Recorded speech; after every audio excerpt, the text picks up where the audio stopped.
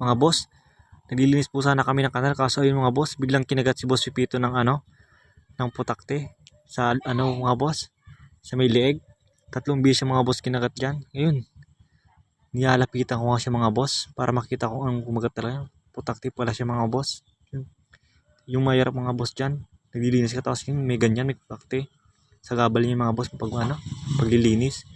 Ayun mga boss, pagsisindihan nga boss ni Boss Pipito yung gusto niya mga boss makabawi kasi nga kinagat siya sa batok ng 4 na beses. Yun, magsisindihan siya mga boss. Simulan siya magsisindi dyan mga boss. Tapos yun, balitad nga mga boss yung pakasindi niya ng posporo. Ninervyos pa siya mga boss. Natawa pa siya dyan mga boss sa ginawa niya.